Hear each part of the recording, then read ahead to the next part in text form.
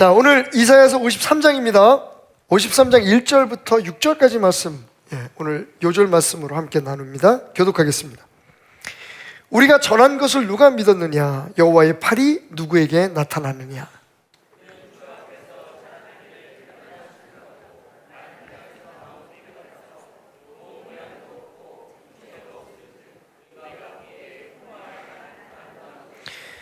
그는 멸시를 받아 사람들에게 버림받았으며 간고를 많이 겪었으며 질고를 아는 자라. 마치 사람들이 그에게서 얼굴을 가리는 것 같이 멸시를 당하였고 우리도 그를 귀히 여기지 아니하였도다.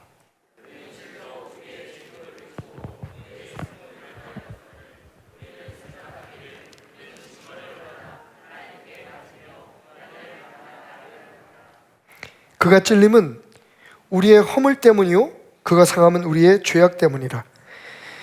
그가 징계를 받음으로 우리는 평화를 누리고 그가 채찍에 맞음으로 우리는 나음을 받았도다.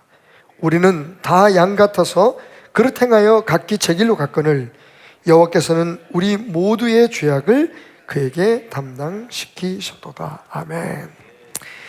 자, 이사야서에 있는 주의 종의 노래 4편 중에 마지막, 지난주에 우리가 함께 공부했던 이사야 52장 13절부터 53장 12절까지 마지막 종의 노래, 우리가 오늘 함께 나누고 있습니다. 오늘 말씀의 제목을 이렇게 한번 정해봤네요. 한번 따라해 보겠습니까? 지금 당신의 십자가는 점점점. 근데 그 뒤에는 이런 말이 붙겠죠? 어디에 있습니까? 지금 당신의 십자가는 어디에 있습니까? 라고 하는 제목을 가지고 여러분과 함께 은혜를 나누도록 하겠습니다. 요즘은 뭐 우리 교회에도 잘 안 하는데 옛날에는 우리 교회도 그 가족 찬양 그 대회가, 경연 대회가 있었어요. 그래서 가족들이 나와서 이제 할아버지부터 막 아이들까지 손주들까지 이렇게 찬양을 하는, 우리 교회에 한 이렇게 저렇게 직계 가족 친척들까지 해서 한 50여 명 되는 가정이 있는 그 가정이 있죠. 우리 그 권사님 가정이 뭐 예전에 할머니 장로님 계실 때부터 지금도 거의 한 40, 이제 또 애들이 태어났으니까, 그죠? 친척들까지 하면 한 50명, 60명 되죠. 50명은 안 돼? 제가 좀 뻥이 세서 한 40명? 아니, 손주들까지 하면 그렇게 될걸요 지금, 그죠?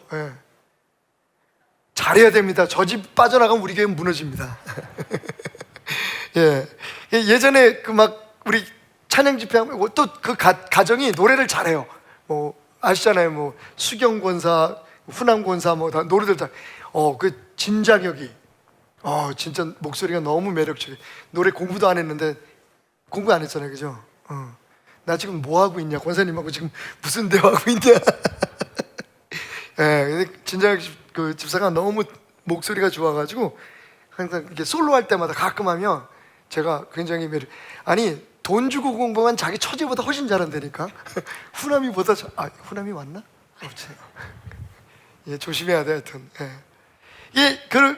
그래서 가족들이 나와가지고 이제 찬양을 부르고 또 거기에서 상도 주고 막 그랬던 기억들이 좀 있어요. 언제부턴가 우리가 이제 그게 사라져버렸지만. 자, 한 교회에서 이 가족 찬양 예배가 찬양 경연대회가 있었습니다. 이제 집사님 가정이 할아버지부터 이렇게 쭉 나와서 노래를 부르는데 죽을 쓰고 말았어요. 노래를 부르다가 그만 좀 박자도 놓치고 음정도 이상하고, 그러니까 노래를 부르는데 사람들이 여기저기서 킥킥킥 웃는 거예요. 그러니까 노래를 부르는 집사님이 얼마나 무안했겠어요. 온 가족들이 전부 다 얼굴이 빨개가지고 노래가 끝나자마자 그냥 끝나기도 전에 어린 자녀들은 막 뛰어들어가서 자리에 앉고, 집사님도 얼굴이 펄개가지고 고개를 못 들고 이렇게 앉아 있는데, 그 다음 순서가 마침 담임 목사님 가정이었어요. 이제 막 사람들이 목사님 가정이 어떻게 노래를 부를까 생각을 했는데, 찬양이 시작했는데 목사님이 틀린 거야. 틀려도 도대체 평소에 노래를 꽤 잘하시는 목사님이었는데 그날따라 이상하게 박자도 놓치고 막 그래가지고, 그러니까 사람들이 또 여기저기서 킥킥킥 웃는데, 그 와중에 얼굴이 빨개서 고개를 숙이고 있던 집사님이 고개를 쓱 들더니 씩 웃는 거예요. 아마 그 집사님 그렇게 생각했을 거야. 아, 야, 목사님도 저렇게 잘못하는데, 틀리는데 뭐. 그래서 그날 조금 그 위안이 돼서 가족 찬양 경연대회는 끝이 났습니다. 그리고 항상 그렇듯이 한 두세 주간 동안 그게 많은 사람들의 입에 오르내렸어요. 아이고, 목사님이 왜 그렇게 틀리는지. 그 목사님이 몇 년 목회를 하시다가 연로하셔서 이제 은퇴를 하시고 돌아가시게 됐어요. 꽤 세월이 흘렀죠. 그래서 목사님 장례를 치르면서 그 가정에서 목사님의 유품을 정리를 하다가 목사님의 일기장이 발견된 거예요. 그래서 일기장을 이렇게 그 자녀들하고 사모님이 읽다가 보니까 바로 그 아주 수년 전에 있었던 가족 찬양 경연대회에 대한 목사님의 글이 남아 있었어요. 거기 이런 글이 남아 있었습니다. 내가 그날 그 집사님의 기쁨이 되어줘서 참 행복했다. 집사님은 알까? 내가 일부러 틀렸다는 걸. 그 사실을 알게 된 후손들과 가족들, 그리고 훗날 그 소식을 듣게 된 모든 성도들이 그 목사님에 대해서 더 큰 존경과 그리고 감사하는 마음을 갖게 됐죠. 그 일기가 공개되기 전까지만 해도 사람들은 그때 일을 생각하면 우리 목사님도 가끔 실수하는데 노래 되게 못하네? 이렇게 생각했을 거예요. 그런데 진심을 알게 되었을 때, 그리고 그 사건의 실체를 알게 되었을 때 사람들의 생각은 완전히 달라지게 되었죠. 예수님의 고난의 십자가도 마찬가지입니다. 예수님의 죽음도 마찬가지예요. 그 예수님의 죽음을 우리가 알고 맞이하느냐, 아니 더 나아가서 그것을 경험하고 느끼느냐, 아니면 그냥 제3자 입장에서, 구경꾼의 입장에서 그냥 지식적으로 혹은 그냥 멀리서 지켜보느냐에 따라서 십자가는 우리에게 전혀 다르게 해석되고 느껴질 수 있습니다. 왜냐하면 십자가의 진리는요, 객관적인 혹은 어떤 논리적인 개념으로 이해될 수 있는 게 아니기 때문이죠. 개인적인 체험에 의해서 느껴지는 것이기 때문입니다. 그래서 오늘 저는 여러분들에게 묻고 싶은 거예요. 과연 여러분의 십자가는 지금 어디쯤 있느냐? 아니, 더 정확한 질문을 던지자면 여러분은 그 십자가에서 얼만큼 떨어져 있습니까? 지금 어디쯤 계십니까? 라고 물으면서 오늘 말씀을 생각해 보려고 합니다. 먼저 십자가는 멀리서 바라보면, 예수의 고난은 멀리서 바라보면요, 사실은요, 보잘것도 없고, 멀리서, 다시 말하면 예수의 십자가의 의미를 모르고 그냥 십자가와 예수님이 거기에 못 박혀 죽었다는 그 사실만 알고 보면 심지어는요, 혐오스럽기까지 합니다. 그렇죠? 이게 믿지 않는 사람들의 관점에서 예수님이 십자가에 피 흘려 죽으셨다는 걸 모르는 사람들은 없어요. 그죠? 예수님이 어떤 고난을 당하시고, 그런데 그 예수님의 죽음이, 그 예수님의 고난이, 그 십자가가 그냥 멀리서 보면 사실은요, 십자가는 형틀이잖아요. 나무로 만든 인류가 장안해낸 가장 잔인하고 혐오스러운, 상상해 보십시오, 여러분. 십자가의 원래 목적은 말려 죽이는 거예요, 사람을. 못을 받고, 그죠? 사실 예수님의 옆구리에 창을 찔렀던 이유는 그 다음 날이 소위 유대인들의 안식일에 시작되는 날이었기 때문에 그래요. 이제 그날이 금요일 날 저녁부터, 그죠? 금요일, 그 다음 날에 그날이네요. 당일날. 그날 저녁에 해질 때부터 그 다음날 해질 때까지가 안식일이 있는데 예수님이 거기 그냥 매달려 있으면 안 되잖아요. 그러니까 사실 예수님을 더 빨리 죽이기 위해서 창을 찔렀다 라는 설들이 있습니다. 여하튼 간에 원래 십자가의 목적은 그냥 나무에 매달아서요, 까마귀가 와서, 새가 와서 여러분 죄송합니다. 그 사체를 훼손도 하고 막 살도 뜯어먹고 눈도 파먹고 이렇게 해서 죽이는 게 원래 십자가의, 그러니까 보는 모든 사람들로 하여금 야, 나는 절대로 이 나라, 이 정권의 이 권세에 내가 개기면 안 되겠다, 내가 여기에 반란을 일으키거나 죄를 지면 안 되겠구나 하는 것을 철저하게 느끼게 하기 위한 인간이 고안해낸 최악의 형태이거든요. 오늘 말씀 보십시오. 2절 보니까 그는 주 앞에서 자라나기를 연약한 순 같고 마른 땅에서 나온 뿌리 같아서 고운 모양도 없고 풍채도 없고 우리가 보기에 흠모하거나 아름다운 것이 없어서. 아니 무슨 하나님이, 무슨 구세주가 저렇게 발가벗겨져서 십자가에 피 흘려 죽어? 폼나게 세상을 구원할 수도 있잖아요, 그죠? 근데 예수님께서 세상에 태어날 때부터 오늘 말씀을 보니까 십자가에 못 박혀 죽으실 때까지 예수님은 흠모할 것이 아무것도 없었대요. 심지어는 이어지는 말씀을 보면 사람들이 얼굴을 가릴 만큼 멸시를 받았다고 얘기합니다, 그죠? 예. 예수님은 고운 모양도 없고 풍채도 없고, 상상을 해보십시오 여러분. 3년 동안의 사역을 하시고 그리고 며칠 밤새도록 그 고난을 당하시고 예수님의 그 모습이 어땠을까요? 예전에 여러분 기억나실지 모르는데 꽤 오래됐어요. 여기 아니고 저쪽 교회에 있을 때 개똥벌레를 부른 신영원 씨가 왔었어요. 그래서 간증을 하는데 전 그때요 그냥 툭 던진 말인데 되게 제가 충격을 받았거든요. 어쩌면 교회에 처음 오는 성도들에게 내가 그런 모습으로 보일 수도 있겠고. 신영원 씨가 이제 원래 예수님을 안 믿고 막 그러다가 이제 누구 전도를 받아가지고 교회를 처음, 그러니까 너무 힘들고 지쳐가지고 교회 가서 예수님 만나면 위로도 받고 치유도 받고 한다 그래서 이제 교회를 갔는데, 가는 교회마다 목사들이 왜 이렇게 다 돼지냐는 거예요. 다 살이 찌고 번질번질 기름한 데다가 기름진 데다가 그러면서 내가 우리 목사님들 한 번씩 이렇게 쳐다보는 거야. 막 넥타이도 막 무슨 큐빅 같은 게 막 박혀 있는 그, 우리 목사님들 왜 그런 걸 그렇게 좋아하는지 모르겠어. 번쩍번쩍한 걸 입고 막 양복도 번지르르하게 입고, 그런데 자기는 처음에 놀랬다는 거예요. 왜냐면 그동안에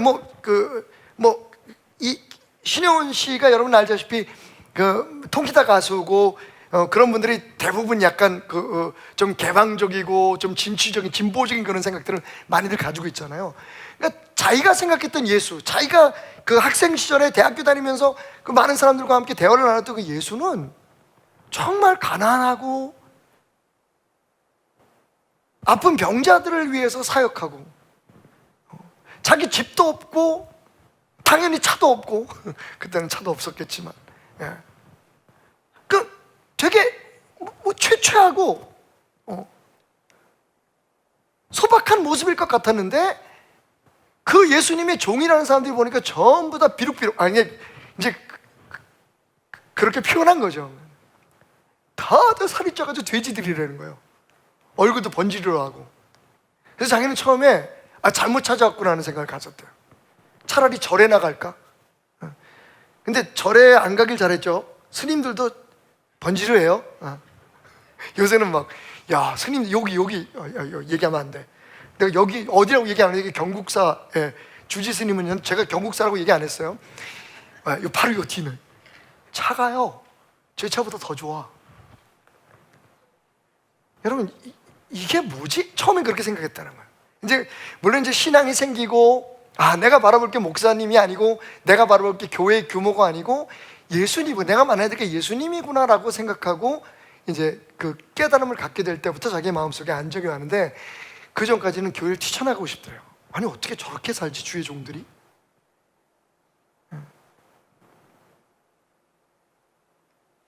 사실 여러분, 예수님이 이 땅에 오시기 700여 년 전에 지금 예언이 나온 거잖아요. 지난번에도 얘기했지만 사람들이 이사야서는 이게 다 꾸며낸 얘기라고 생각했다 그랬죠. 왜? 여기 기록되어 있는 말씀이 예수님께서 십자가에 못 박혀 돌아가신 그거를 바로 눈앞에서 보고 쓴 것처럼 너무 정확하니까 예언이고 뭐고 이건 말도 안 돼. 이건 예수님의 십자가 형틀 사건이 있고 난 후에 누군가가 이거 다 쓴 거다라고 생각했었는데 사해사본이 발견되면서, 그죠? 대이사야서가 그 두루마리가 발견되면서 이게 진짜 예수님이 오시기 약 700여 년 전에 직접 예언됐던 말씀이었구나 하는 것들이 증명되었다는 말씀을 드렸죠. 그러니까 이 말씀은 정말 예수님의 그 형상, 예수님의 고난을 그대로 지금 묘사하고 있어요. 근데 뭐라고 얘기합니까? 예수님이 우리가 지금 무슨 뭐 성화에서 보는 예수님처럼 그렇게 예쁘장하고 번지르하게 생긴 분이 아니라고요. 사실적으로 만약에 그 예수님을 묘사한다면 십자가에 못 박힌 예수님은 다 갈비가 드러나셨을 것 같아요. 3년 동안 집도 없고 그 다음에 절도 없다 그러면 얘기 안 되지. 집 없이 그렇게 돌아다니면서 얼마나 피곤하셨으면, 그 흔들리는 배 고문의 머리를 기대고 주무시면서 제자들에게 여우도 새도 자기 굴도 있고 둥지가 있고 쉴 곳이 있는데 인자는 머리 들 곳이 없다고 말씀하실 정도로.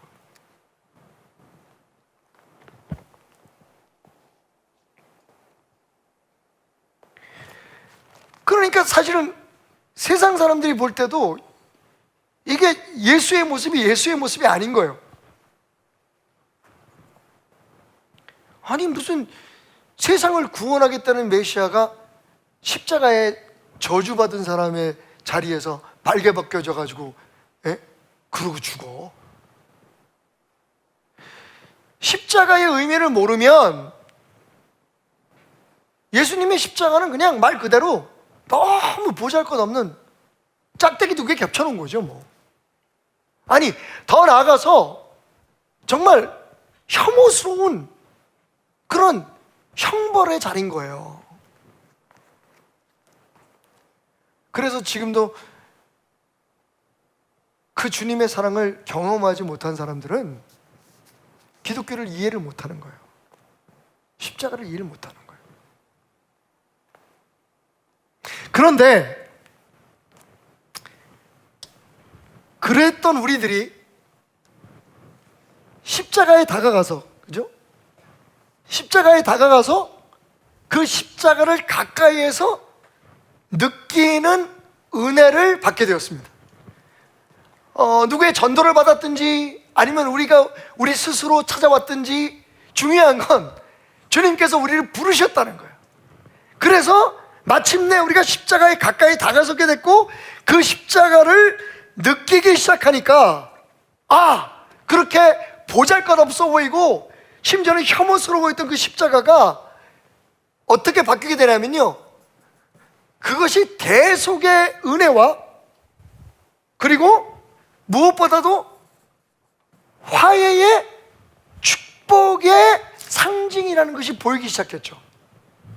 자, 오늘 말씀 보니까 4절부터 6절, 그는 실로 우리의 질고를 지고 우리의 슬픔을 당하였거늘 우리는 생각하기를 그를 징벌을 받아 하나님께 맞으며 고난을 당한다 하였노라. 자, 여기서부터 그 유명한 십자가에서 주님이 당하신 그 고난이 우리에게 어떠한 축복과 은혜가 되었는지를 선포하는 말씀이 나오죠. 그가 찔림은 우리의 허물 때문이고 그가 상함은 우리의 죄 때문이다. 그분이 그렇게 고통을 당하신 그 십자가가 왜 필요했느냐에 대한 그 설명을 하면서 그로 인해서 우리에게 주어진 은혜와 축복을 얘기합니다. 그가 징계를 받으면 우리는 평화를 누리게 되었고, 그죠? 그 징계의 결과가 우리가 평화를, 우리 대신 우리가 받아야 할 징계를 그분이 대신 받으심으로 우리는 평화를 누리게 돼요. 여기서 평화라는 것은 그냥 세상에서 말하는 그냥 단순한 피스가 아니죠. 그러니까 영육간에 혹은 우리가 살아가는 이 세상 그 모든 영역에 이루는 진정한 평화를 뜻합니다. 궁극적인 평화를 얘기하는 거죠. 그가 채찍에 맞음으로, 그가 채찍에 맞은 결과가 뭐예요? 우리는 나음을 받은 거죠. 그러니까 멀리서 바라볼 때는 정말 이해가 안 가고, 아니 무슨 구세주가 마국간에서 태어나가지고 십자가에서 죽어.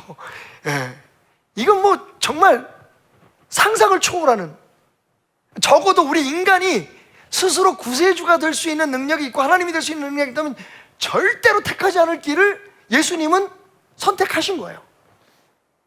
그렇게 이해가 안 가고 혐오스럽던 그 십자가가, 우리가 막상 그 십자가를 가까이 다가서서 그 십자가의 의미를 알게 되고 그 의미를 깨닫게 되니까, 그게 뭐예요? 우리의 죄를 대속하시기 위해서 그분이 십자가를 지셨구나. 그러니까 십자가는 대속의 상징이 된 거죠. 뿐만 아니라 여러분, 십자가는요, 우리의 죄를 사함으로 어떤 결과를 우리에게 가져왔습니까? 하나님과 우리를 화해시키는 축복으로 우리를 인도한 거죠. 요한일서 4장 10절부터 11절까지 말씀, 우리가 잘 아는 말씀입니다. 사랑은 여기 있으니, 이게 진정한 사랑이라는 거죠. 사랑은 여기 있다.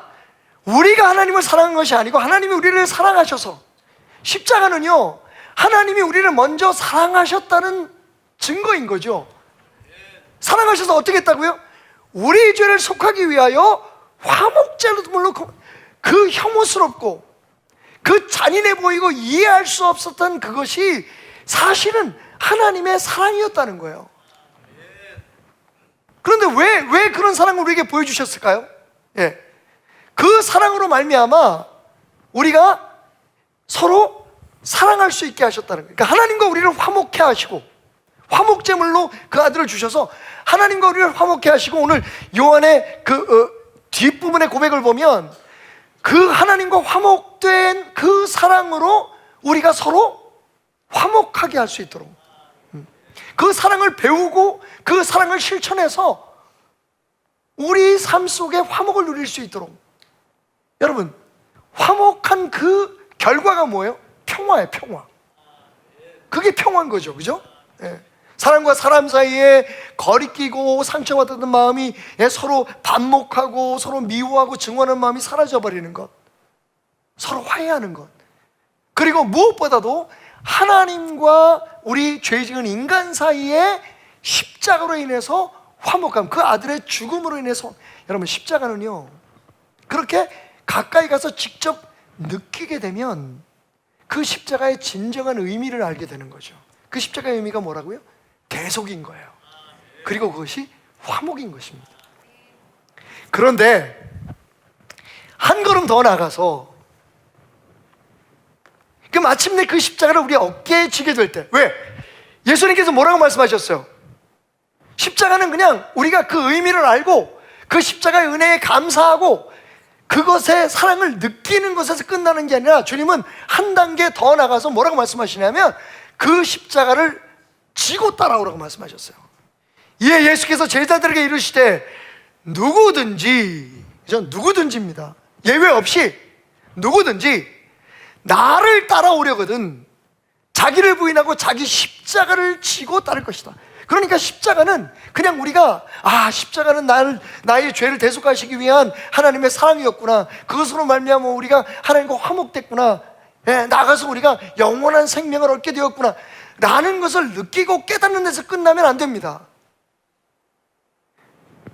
더 나아가서 주님의 말씀대로 십자가는 우리 등에 져야 되는 거예요. 그 십자가를 지고 따라오라고 주님께서 말씀하셨기 때문입니다. 자, 그 십자가를 그럼 지게 될 때는 어떤 놀라운 은혜가 우리에게 주어집니까? 첫째는 생명의 보장이에요. 물론 여기는 하늘 생명입니다. 이 땅에서 뭐 죽을 병을 고치고, 이 땅에서 무슨 죽을 고비를 넘기고 뭐 보호해 주시고, 단계에 머무는 게 아니라, 그 수준이 아니라 거기에 넘어서서 영원히 사는 하늘 생명이 우리에게 보장된다. 궁극적인 생명이 우리에게 보장된다. 자, 여기 뭐라고 말씀하시냐면 십자가를 지고 따르는 것이 무슨 의미인가를 지금 설명하시는 거예요. 여러분, 이거 어렵지 않아요. 사실 십자가 진다는 거에 대해서 우리가 여러 가지로 많이 설명을 하는데 말씀 속에 답이 있어요. 자, 십자가를 진다는 의미가 뭘까요? 누구든지 제 목숨을 구원하고자 하면 잃을 것이고, 누구든지 나를 위하여 제 목숨을 잃으면 찾을 것이다. 여러분, 십자가를 진다는 건 예수를 위해서 내 목숨을 내려놓는 거예요. 그게 십자가를 진다는 의미예요. 물론 우리가 그런 얘기를 하면 남들이 나이기 때문에 내가 져야 될 어떤 짐들, 그죠? 내가 지기 싫은데 억지로 지는 짐들, 뭐 이런 것들을 우리가 지면서 내가 십자가 져야지, 난 지금 십자가 지고 있어 라고 얘기를 하는데, 사실은 십자가를 진다는, 예수님께서 말씀하시는 나를 따라오려거든 자기 십자가를 지고 따라와라 라고 말씀하신 건 뭐냐면, 나를 위해서 자기 목숨을 잃어버릴 때까지, 내려올 때까지 나를 사랑함으로 따라오라는 얘기예요. 그 각오로 따라오라는 거예요. 그러면 나를 위해서라는 말은 뭘까요?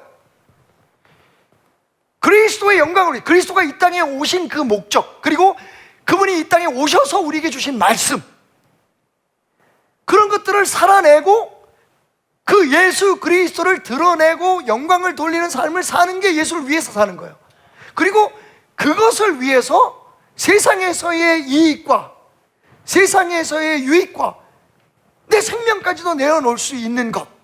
여러분, 사실 십자가는요, 이미 우리는 멀리서 보는 사람들이 아니라 가까이 와서 느꼈잖아요. 십자가 얘기만 들으면 아직도 여러분 울컥거리십니까? 옛날에 유명한 설교자이신 스펄전 목사님이, 영국의 스펄전 목사님이 어느 날 설교 준비를 하다가 갑자기 그 서재에서 통곡하며 우는 소리가 들리더래요. 그래서 스펄전 목사님 사모님이 깜짝 놀래가지고 무슨 일이 있나 해가지고 달려 들어갔어요.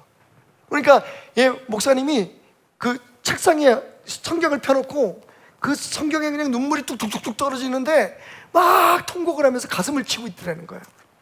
그래서 사모님이 깜짝 놀라서 무슨 일, 여보 무슨 일이냐고, 진정하고, 왜 뭐가 그렇게 당신을 슬프게 했느냐고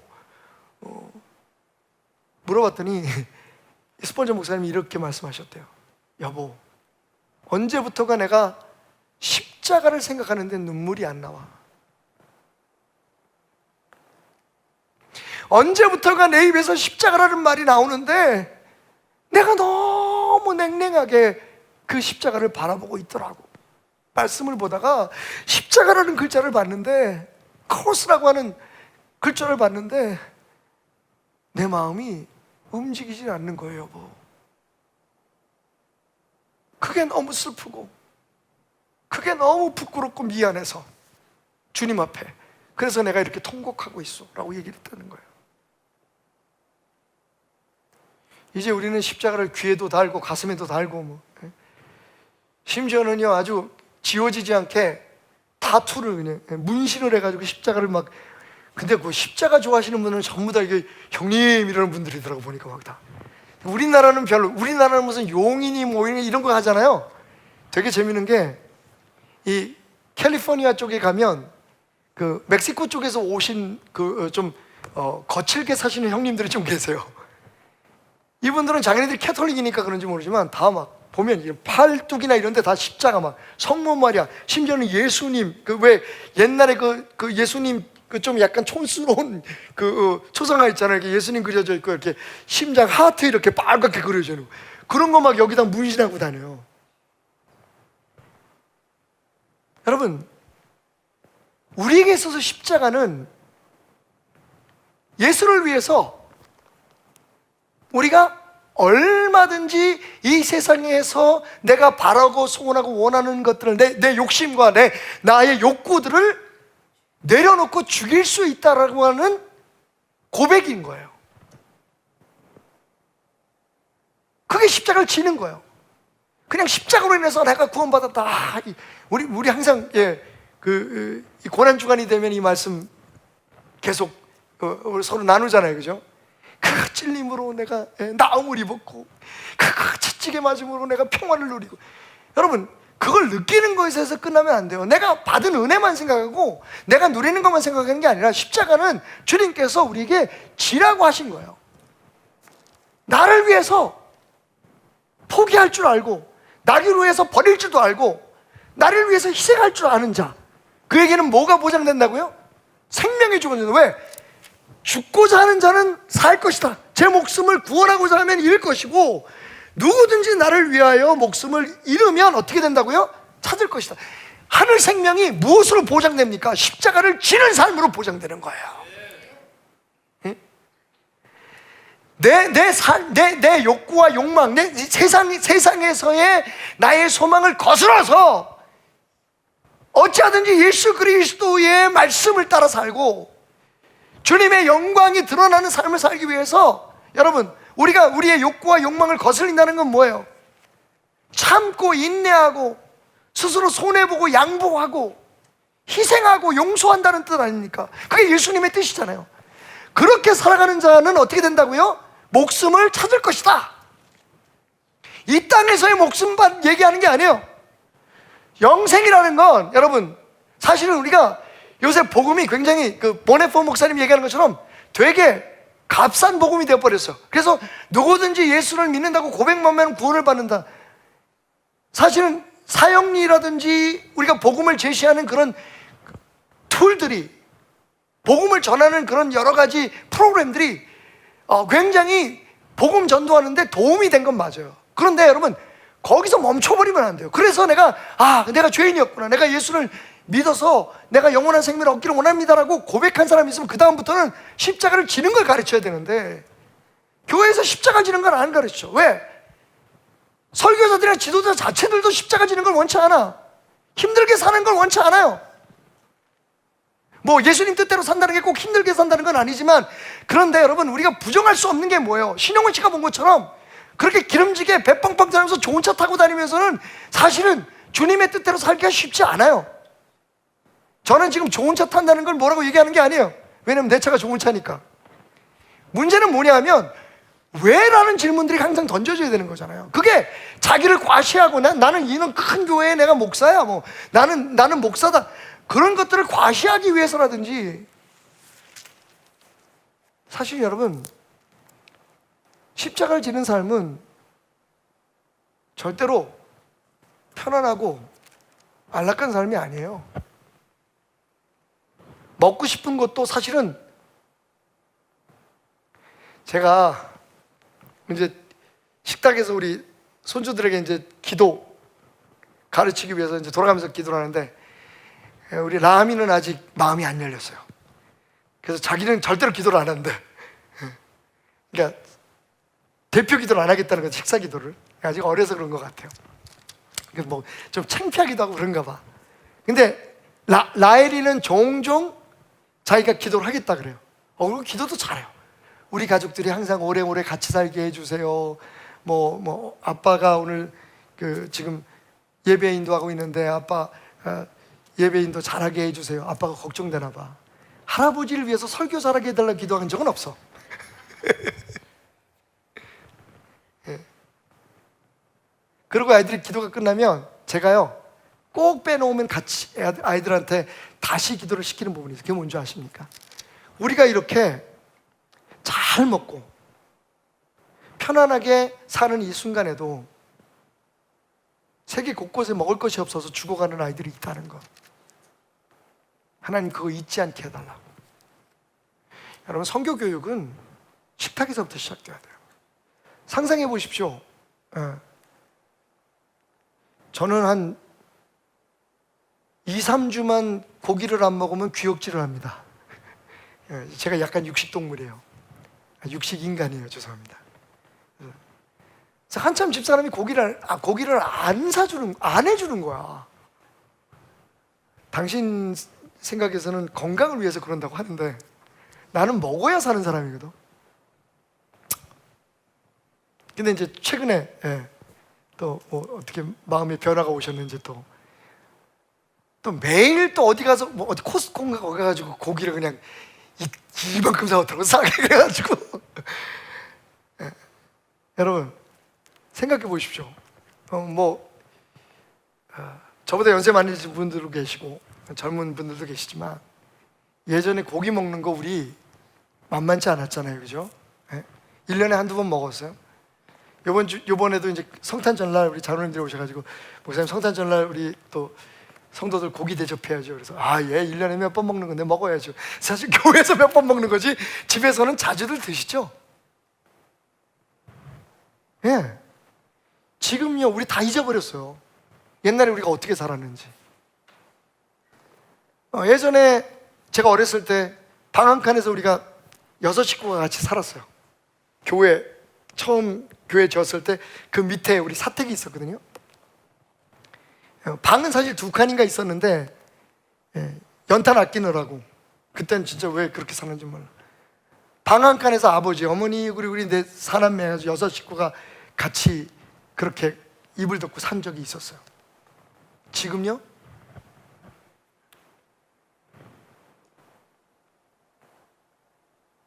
그때 우리 상에 뭐 반찬 몇 가지, 뭐 그냥 이런 얘기를 하면, 제가 이제 목회자 자녀 세미나에서 이런 얘기를 하면 집사람이 하지 말라 그래요. 애들 아무리 얘기해도 못 알아듣는다고. 근데 못 알아들을 만해. 왜냐면 저희는 어렸을 때 성도들이 헌금 대신 그때 가져온 성미 있죠. 그거 먹고 살았거든요. 버라이어티예요, 여러분. 보리쌀부터 눌림보리부터 시작해가지고 정부미. 물론 좀 정말 정성을 다해서 좋은 쌀, 일반미를 가져오시는 분도 계신데, 근데 여러분 생각하세요. 뭐 우리 목사님 북한에서 살았나? 젊은 사람들은 그렇게 생각할 수 있는데, 옛날에 진짜 그렇게 막 진짜 하얗게 잘 정미된 좋은 쌀, 일반미라 그러죠. 그런 거 가져오시는 분이 있는데 소용이 없어. 왜? 이걸 다 섞어버리면 밥이요 막 2, 3층이 돼요. 저는 그 당시에 우리 어머님이 정말 요술쟁이인 줄 알았어. 그 다양한 쌀들을 집어넣어서 밥을 얼마나 맛있게 해주시는지. 그때는 뭐 여러분 아시다시피 압력밥솥이나 이런 것도 없었을 때잖아요. 아니 어쩌면 그냥 그게 맛있었는지도 몰라. 요즘 애들이요 여러분. 근데요 여러분, 지금도 아프리카 가보세요. 캄보디아 가보세요. 그럼 우리는 지금 더 맛있는 거 찾아다니잖아. 제가 지금 여러분들에게 큰 잘못을 저지르고 있잖아요. 아니 무슨 목사가 고기를 안 먹으면 기육질이나? 배가 불러 터졌구만. 그런 소리 들어도 싸. 우리 얼마나 잘 먹고 살아요 지금. 애들요 투정해요. 햄버거 사달라, 피자 사달라. 이번에 그래도 캄보디아 가서 제가 10여 년, 사모님 우리가 11년인가 그렇게 됐죠? 처음에 캄보디아 갔을 때가. 그죠? 그 정도 기간 됐나? 그때 가서 애들을 거기 이제 이번에도 그 선교사님을 만났었는데, 그때 처녀로서 아이들을 가르쳤던 그 호산나 학교라는 학교가 있었어요. 거기서 이제 지금 이제 목사님 되는데 장광 PK의 장광, 이름도 잊어버렸다. 춤 잘 추는 목사님 있어요. 그 목사님 와서 아이들하고 막 춤도 가르치고 이러고. 그러고 나서 이제 아이들에게 그냥 치킨하고 피자를 사주고 싶어서 애들을 데리고 왔어요 거기. 지금 10여 년 전이니까 지금은 너무 많이 달라지긴 했는데도 여전히 시골에 가면 못 먹는 애들이 너무 많아요. 애들이 이상하게 안 먹는 거예요. 싸는 거예요. 그래서 왜 그러냐고 물어봤어요. 그랬더니 집에 가져가서 가족들하고 나눠 먹으려고 한대. 안 먹어요. 먹다가 이렇게. 그래가지고 제 아내가 보다가 못해가지고, 야 니들 먹고 싶은데 다 먹어. 나중에 갈 때 싸줄게. 그래서 이렇게 바리바리 싸줬거든요. 그 다음에 그 영상 편지가 왔어요. 한국말을 가르쳐가지고 그 선교사님이, 목사님 또 와서 피자 사주세요. 얼마나, 그때만 해도 사실 10여 년 전만 해도 뭐 지금만큼은 아니었어도 그때도 우리 애들은 뭐 피자도 먹고 치킨도 먹고 다 그러고 살 때였어요.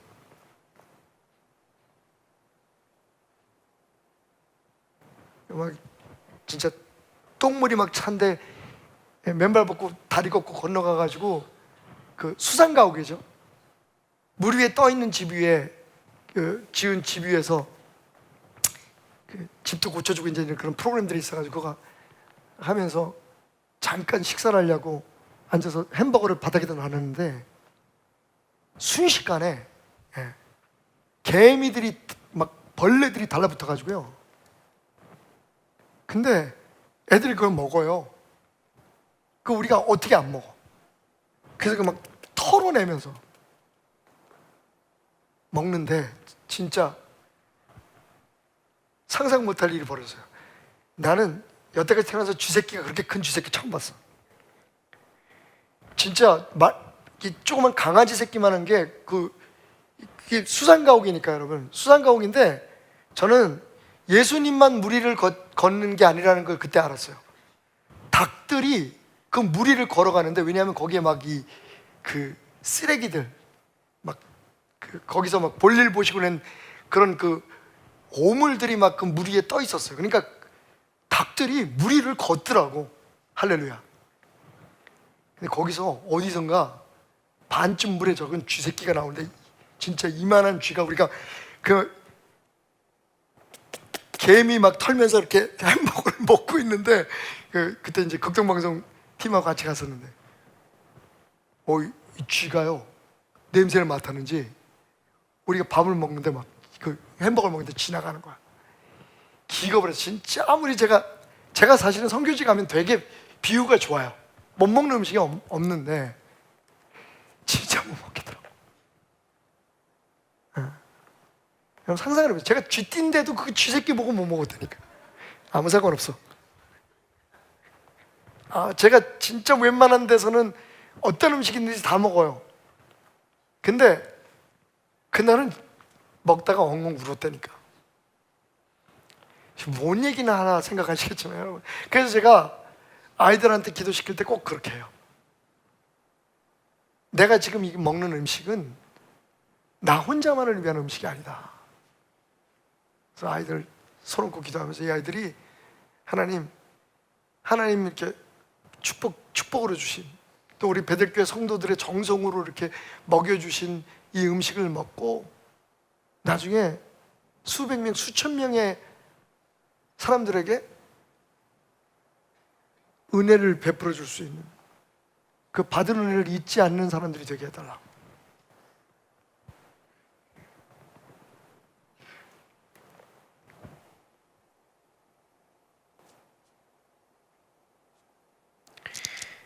우리가 뭐 고난주간이라 할 때 되면 한 끼 금식도 하고 뭐 그래요, 그죠? 근데 그나마 그렇게 주님의 십자가, 우리가 져야 할 십자가의 고난을 묵상하고 생각해 보는 것 좋은 일이지만, 여러분 그거 가지고 되겠어요? 십자가를 진다는 건 하루 이틀 혹은 한 번, 두 번 우리의 삶에 있는 어떤 어려운 일을 감당한다는 의미가 아니에요. 적어도 우리가 주님을 우리 평생의 일상에 따라가려면 매일매일 반복되어야 될, 예수를 위해 내 자신을 내려놓고 예수를 위해 나를 포기하는 그 각오가 반복되어야 되는 거죠. 누군가는 그렇게 얘기할 수 있어요. 아니 목사님, 이렇게 잘 살게 되고 하나님이 주신 축복 누리는 것도, 그것도 은혜죠. 맞습니다. 하지만 그 복을 누리고 그 은혜를 누리는 현장에서 주님이 지금도 그 십자가에 사람들이 눈을 가리고 얼굴을 가리고 바라볼 수 없을 정도의 그 고난과 역경을 겪으시면서 사랑하고 있는 사람들, 바라보고 있는 사람들이 있다는 걸 잊어서는 안 되겠죠. 근데 주님은 그냥 우리에게 그 십자가를 그냥 지라고 말씀 안 하세요. 그 십자가를 지면 너에게 생명이 있을 거라고 말씀하세요. 아니, 더 정확히 말하면 그 십자가를 지는 사람에게 생명이 있다고 말씀하세요. 그러니까 아까 말씀드린 것처럼 예수 믿으면 구원받아. 맞아요, 여러분. 그게 성경의 진리인 건 맞는데, 여러분 그 예수 믿는다는 것의 개념이 그냥 난 죄인이야, 나 예수 믿었어, 나 영원한 생명, 나 천국 백성 됐어, 이 선언으로 끝나는 게 아니라는 걸 제발 가르쳤으면 좋겠어요. 자녀들에게도 가르쳤으면 좋겠어요. 예수를 믿는다는 건 그냥 내 입술로 예수님이 내 삶의 구주입니다라고 선언하는 것에 끝나는 게 아니라 십자가를 지는 삶을 살려고 몸부림치는 거라고. 지금 네가 밥을 먹고 있는 이 순간에도 세상 어디인가서는 먹을 것이 없어서, 세상 어디인가서는 예수를 몰라서 죽어가는 사람들이 있다는 걸, 굶주리는 사람들이라는 것을 너희가 잊지 않아야 된다는 것을 가르쳐야 될 것 같아요. 거기에 생명이 있습니다. 그리고 여러분 뭐예요? 사람이 만약 온천을 얻고 제 목숨을 잃으면 무슨 유익이 아니냐, 무슨 얘기입니까? 십자가를 지라는 얘기예요. 십자가를 져야 너희의 목숨이, 너희의 영원한 생명이 보장된다는 겁니다. 무엇을 주고 제 목숨과 바꿀 수 있겠느냐? 또 무슨 말이에요? 십자가 지라는 얘기예요. 내 말대로 살려는 거예요. 살려고 몸부림치려는 거예요. 나를 죽이고 십자가의 도에 거스리는 나의 욕심과 욕망을 내려놓으려고 몸부림치고, 주님 기뻐하실까? 주님이라면 어떻게 하실까? 끊임없이 이 질문을 하면서 살아가면 어떻게 됩니까? 인자가 아버지의 영광으로 그 천사들과 함께 오리니 그때 어떻게 한다고요? 각 사람이 행한 대로 갚아주실 것이다. 여러분, 이 말씀을 사도 바울은 이렇게 얘기합니다. 그리스도께서 약하심으로 십자가에 못 박히셨으나 하나님의 능력으로 살아계시니 우리도 그 안에서 약하나 너희에게 대하여 하나님의 능력으로 함께 살리라. 아멘.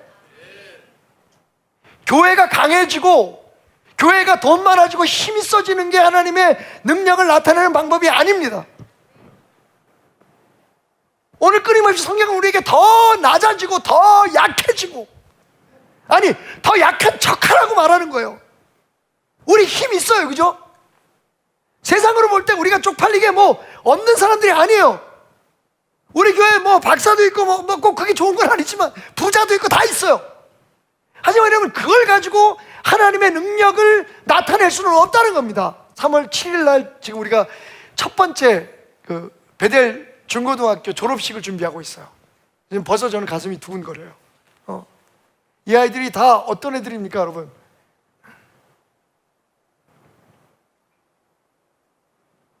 하루에 한 끼 먹기가 어려운 애들이에요.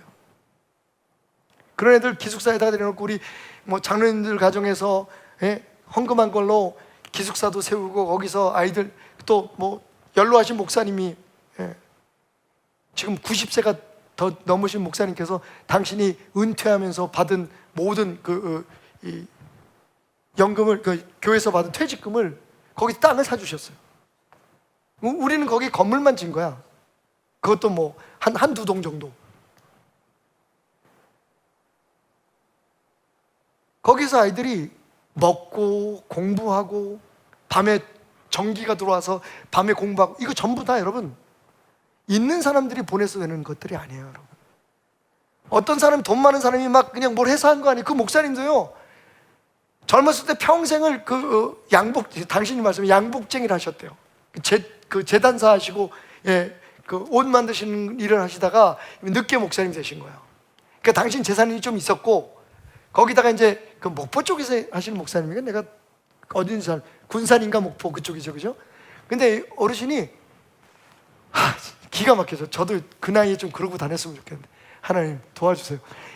배낭 하나 메시고요, 90살 되신 할아버지가, 90이 다 된 할아버지가 아프리카로 혼자 오세요. 오셔가지고 우리 한성국 선교사 김혜수 선교사님한테 몇 천만 원 뚝 주고 땅 사세요 그러고 가.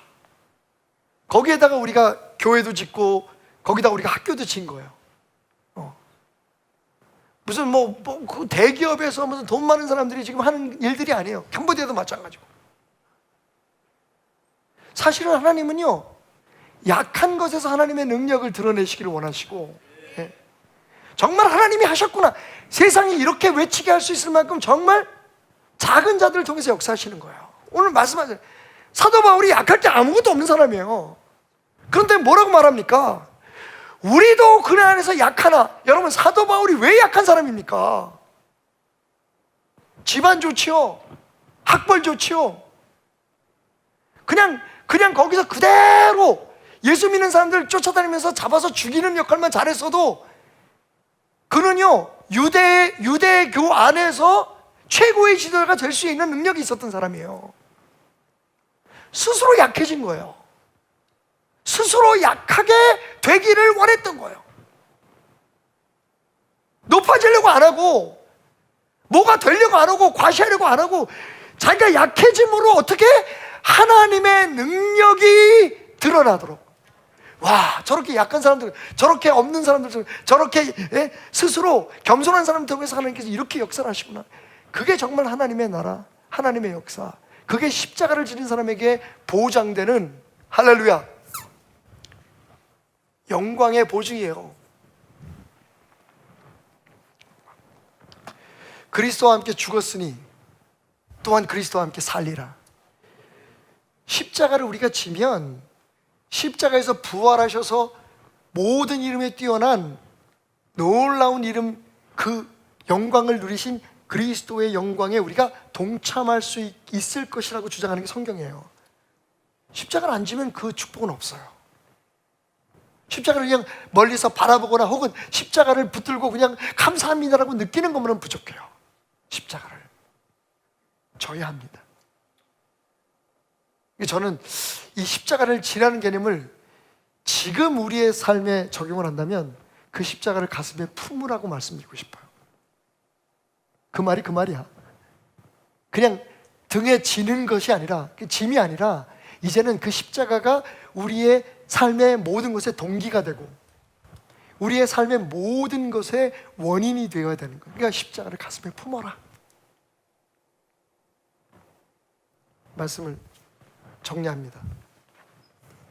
오늘 시편 53편, 이사야서 53장을 우리가 함께 보면서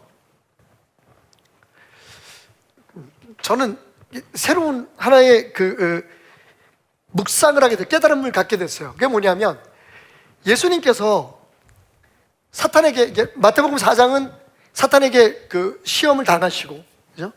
시험을 당하시고 난 후에 공생애에 이제 처음 첫 발을 디디실 때 예수님께서 외치셨던 최초의 일성이에요. 그러니까 예수님께서 공생애를 시작하시면 제일 먼저 하신 말씀이 뭔가 봤더니 이거예요. 이때부터 예수께서 비로소 전파하여 이르실 때 뭐라고요? 회개하라, 천국이 가까이 왔다잖아요. 사실 이 말씀이 기독교 신앙의 모든 것을 우리에게 설명해 주고 있어요. 예수님이 공생애를 시작하시면서 처음으로 선포하신 이 말씀이 기독교의 시작과 끝이라는 거예요. 자, 기독교의 시작은 뭡니까? 우리의 신앙은 어디서부터 시작돼요? 회개에서부터 시작되죠. 그래서 어디로 이어집니까? 천국까지 이어지는 거예요. 그러니까 신앙이 뭐냐라고 이 말씀을 근거로 해서 설명하자면 저는 이렇게 해석하고 싶어요. 우리의 신앙은 회개에서 시작하여 이 땅 위에서 천국을 누리다가, 천국을 누리는 게 뭐예요? 십자가를 지는 삶이에요. 주님이 우리의 삶의 주인이 되는 삶이 천국을 누리는 거잖아요. 그러다가 어떻게 해요? 나중에 우리가 죽어서 영원한 천국에 이르는 길, 회개로 시작해서 천국에 이르는 것, 회개하라, 천국이 가까이 왔다. 이 예수님의 외침 속에 사실은 우리 신앙의 모든 게 들어있는 거예요. 목표와 우리 신앙의 내용과. 그런데 이 회개에서 천국까지 가는 길, 다시 말하면 천국을 누린다는 게 뭘까? 그 길은 예수님과 함께 가는 길, 즉 십자가를 지고 가는 길을 뜻합니다. 자, 여기에 대해서 예수님께서 또 이렇게 말씀하시죠. 마태복음 16장 24절, 누구든지 나를 따라오려거든 자기를 부인하고 자기 십자가를 지고 나를 따라와라. 여러분, 예수님과 동행한다는 얘기는 십자가를 지고 예수님을 따른다는 얘기예요. 그냥 내가 좋아하고 내가 원하고 내가 하고 싶은 대로 이 세상에서 누리기를 원하는 것을 기대하면서 예수님과 동행할 수는 없어요. 왜냐하면 예수님을 따르는 길은 십자가를 져야만 따라갈 수 있는 길이기 때문에. 우리 신앙의 여정은 십자가를 지시고 앞서가시는 그 주님을 각자의 십자가를 지고 뒤를 따르는 거예요. 우리가 십자가를 가까이서 느끼고 십자가를 통해서 회개의 은혜를 경험했습니다. 그리고 우리가 하나님의 자녀가 됐어요. 천국을 소유하게 된 사람, 천국 백성이 됐습니다. 그러니까 천국 그 삶을 살아가다가 우리의 이 천국의 행로가 어디까지? 저 영원한 천국까지 이어지는 거예요. 그죠? 지금 이 땅에서 천국을 누리고 천국을 살아가는 방법은 뭡니까? 예수님은 그 길이 좁은 길이라고 말씀하세요. 그 길이 십자가를 지고 가는 길이라고 말씀하십니다. 그 길은 바로 예수를 위해 내 자신을 내려놓는 길이에요. 약해지는 걸, 예수님 때문에 약해지고, 예수님 때문에 손해보고, 예수님 때문에 손가락질 당하고, 예수님 때문에 바보라는 소리를 듣는 게 부끄럽지 않은 삶. 왜냐하면 우리의 모든 상급은 우리 주님이니까. 그분의 영광을 위해 우리가 살아야 하니까. 그게 오늘 십자가의 복음이, 이사야서 53장이 우리에게 전하고자 하는 메시지니까. 오늘 말씀 마치면서 여러분에게 다시 한번 묻습니다. 지금 여러분의 십자가는 어디에 있습니까?